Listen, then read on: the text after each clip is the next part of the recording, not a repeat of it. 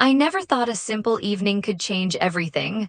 There I was, humming a tune I didn't even know I liked, setting the dinner table with care. The soft clink of plates, the gentle flicker of candlelight, everything seemed perfect. I thought our life was perfect. He watched from the doorway, his phone in hand. I smiled, assuming he was just capturing a sweet moment. Maybe a photo, I thought, maybe a memory. But I didn't notice the way his fingers hovered over the screen, the slight tension in his jaw. I placed the last fork beside the plate, took a step back, and noticed him finally lowering his phone. "Caught the moment?" I asked, trying to sound casual. He gave me a small smile, but it didn't reach his eyes. Something about that smile made my stomach tighten, a warning I didn't yet understand. At the time, I dismissed it. Who wouldn't want to record a quiet, ordinary moment? It felt innocent. But sometimes, the most ordinary moments hide the darkest intentions. The next day, I found myself thinking about it again. Why had he recorded me? Why now? He was never the type to care about such little things. Something felt off, but I pushed the thought aside. Then I noticed it, small things. He would always ask, "Did you do this? Did you say that?" About conversations I didn't even remember having. He replayed moments, quoting things I had said as if analyzing them under a microscope. And then the worst part, he started sharing little clips with friends. Not for fun, not for love, but for attention. I realized slowly that what I thought was affection was manipulation.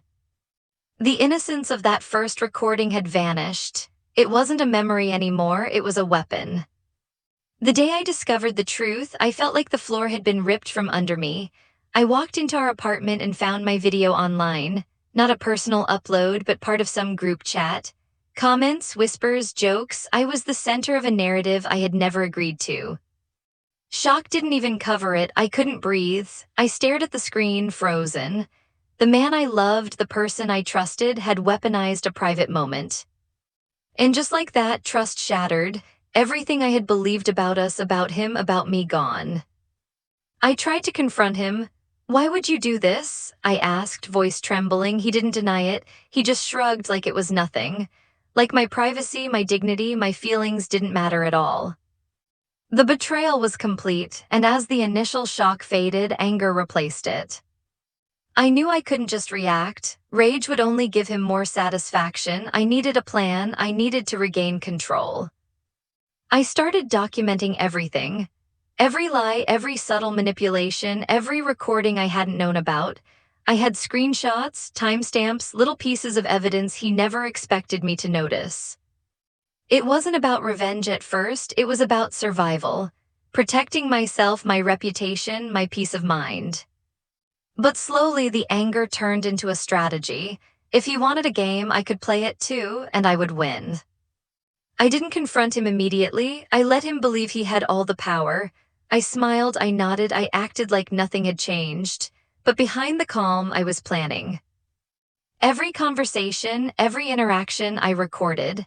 Not to humiliate him publicly, but to expose his manipulation when the time was right. I created a network of undeniable proof. And then I began to speak with people he thought he controlled. Quietly, I shared truths in subtle ways so they would notice the cracks in his story.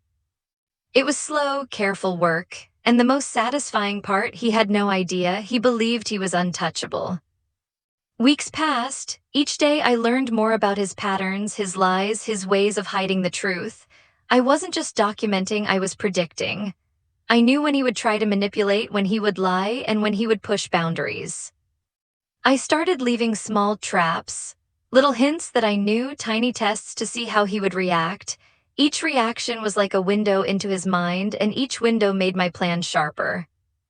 And the irony, he thought he was playing me. He didn't realize I had already flipped the board. It all came to a head one evening. He was hosting a small gathering, bragging, laughing, sharing snippets of my life as if it were entertainment, and that was the moment I chose. With calm precision, I revealed everything. The recordings, the manipulations, the lies. I didn't yell, I didn't cry, I simply showed the truth. The room fell silent. He stammered, tried to justify himself, but no one believed him. The laughter, the casual indifference gone, he was left speechless, exposed. And for the first time in weeks, I felt a sense of relief. Not vengeance in the violent sense, but justice in the quiet, unshakable way. After that night, nothing was the same. People looked at him differently. Friends, acquaintances, even strangers. He had lost credibility, respect, and control. For me, the world felt lighter. I didn't gloat, I didn't celebrate, I simply lived. I rebuilt my sense of trust, first in myself, then in others. It was a lesson in awareness, in strength, in patience. Sometimes the most powerful revenge is to stand firm and let the truth speak for itself. Looking back, I realize how vulnerable we all are when we assume love or trust. Betrayal can come in small, quiet moments, the recording of a simple dinner, a shared secret, a manipulated smile.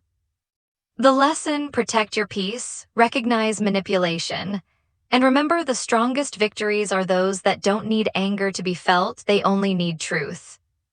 And for anyone watching this now, take it from me, even the smallest betrayals can teach the biggest lessons.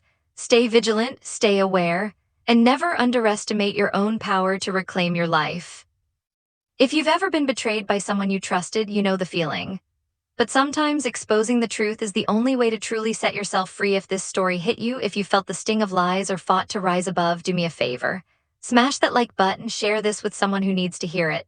Comment below, what would you have done in my shoes? Would you have exposed them like I did or walked away? Drop your city in the comments. Let's see where Darkside Revenge fans are watching from.